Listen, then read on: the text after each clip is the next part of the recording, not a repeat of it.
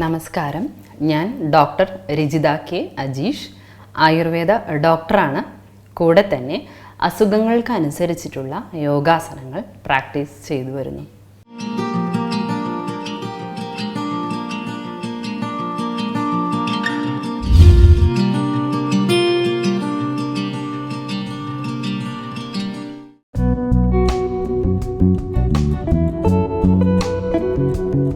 Abdominal muscles നന്നായി ഫ്ലോറിൽ press ചെയ്യപ്പെടുന്ന കാരണം abdominal organs, stomach, pancreas, liver, spleen എന്നിവയെ ബാധിക്കുന്ന വിവിധ അസുഖങ്ങൾക്ക് ശലഭാസനം വളരെ ഫലപ്രദമായി കണ്ടുവരുന്നു. ഡയബറ്റീസിന് പ്രധാനമായും പാൻക്രിയാസിനെ നന്നായി സ്റ്റിമുലേറ്റ് ചെയ്ത് ഇൻസുലിൻ പ്രൊഡക്ഷൻ കൂട്ടുന്നത് കാരണം ഡയബറ്റിസ് മെലിറ്റസ് എന്ന അസുഖം, അതായത് പ്രമേഹത്തിനെ നന്നായി നേരിടുന്നതിന് ശലഭാസനം സഹായിക്കുന്നു.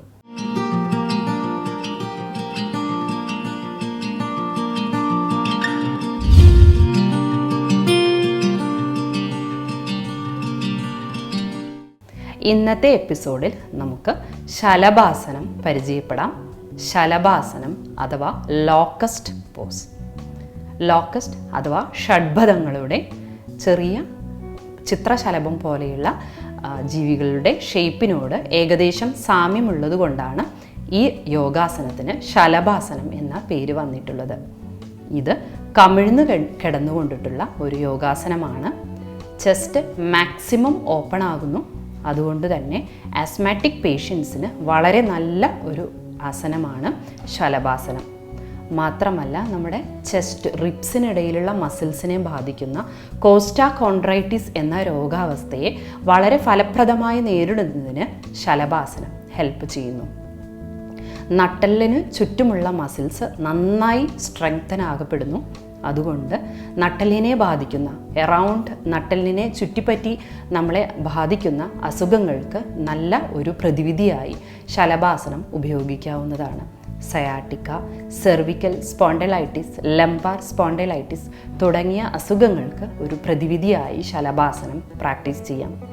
മാത്രമല്ല, അബ്ഡോമിനൽ മസിൽസ് നന്നായി ഫ്ലോറിൽ പ്രസ് ചെയ്യപ്പെടുന്ന കാരണം abdominal organs, stomach, pancreas, liver, spleen എന്നിവയെ ബാധിക്കുന്ന വിവിധ അസുഖങ്ങൾക്ക് ശലഭാസനം വളരെ ഫലപ്രദമായി കണ്ടുവരുന്നു. ഡയബറ്റീസിന് പ്രധാനമായും പാൻക്രിയാസിനെ നന്നായി സ്റ്റിമുലേറ്റ് ചെയ്ത് ഇൻസുലിൻ പ്രൊഡക്ഷൻ കൂട്ടുന്നത് കാരണം ഡയബറ്റിസ് മെലിറ്റസ് എന്ന അസുഖം, അതായത് പ്രമേഹത്തിനെ നന്നായി നേരിടുന്നതിന് ശലഭാസനം സഹായിക്കുന്നു. ഇത്തരത്തിൽ ധാരാളം ഗുണങ്ങളുള്ള ശലഭാസനം എങ്ങനെ ചെയ്യുന്നു എന്ന് ഇന്നത്തെ എപ്പിസോഡിൽ നമുക്ക് പരിചയപ്പെടാം. ശലഭാസനം എങ്ങനെ ചെയ്യുന്നു എന്ന് നോക്കാം. അതിനായി മാറ്റിൽ കമിഴ്ന്ന് കിടക്കാം. Lie down on your stomach. കൈകൾ രണ്ടും തുടകളുടെ ഉള്ളിലായി മലർത്തി വയ്ക്കാം. കാലുകൾ നീട്ടി നന്നായി സ്ട്രെച്ച് ചെയ്തു വയ്ക്കാം.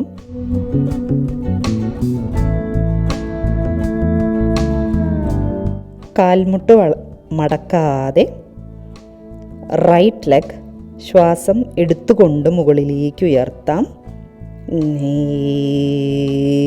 നന്നായി കാൽവിരലുകൾ സ്ട്രെച്ച് ചെയ്തുകൊണ്ട് away from your body and exhale. Left leg, inhale. കാൽവിരലുകൾ നന്നായി സ്ട്രെച്ച് ചെയ്യാം. കാൽമുട്ടുകൾ നിവർന്നിരിക്കട്ടെ. And exhale. രണ്ട് കാലുകളും ഒരുമിച്ച് inhale.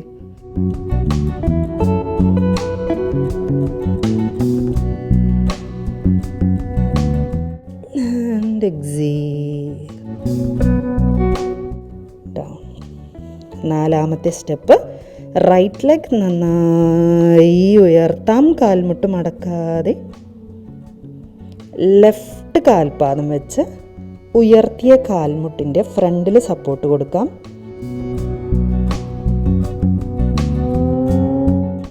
And slide down. Back to normal. Left leg, Inhale up. Support with the right foot on the front of your knee joint.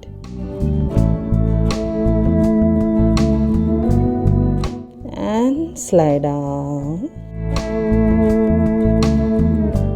to normal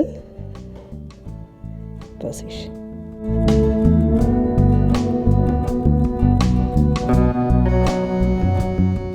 നമ്മൾ ഇന്ന് കണ്ട രീതിയിൽ ശലഭാസനം വളരെ ലളിതമായി ഓരോ കാലുകൾ ഉപയോഗിച്ച് ആദ്യം ബിഗിനേഴ്സ് എന്ന രീതിയിൽ നമുക്ക് പ്രാക്ടീസ് ചെയ്തു തുടങ്ങാം. 1-2 മാസങ്ങൾക്ക് ശേഷം ബാക്ക് മസിൽസ് നന്നായി സ്ട്രെങ്തൻ ആയതിനു ശേഷം നമുക്ക് ലാസ്റ്റ് ചെയ്ത 4ാം 5ാമതായും ചെയ്ത സ്റ്റെപ്പുകൾ വളരെ നല്ല രീതിയിൽ ചെയ്യാവുന്നതാണ്. അടുത്ത എപ്പിസോഡിൽ ഒരു പുതിയ യോഗാസനവുമായി വരുന്നത് വരെ നന്ദി, നമസ്കാരം.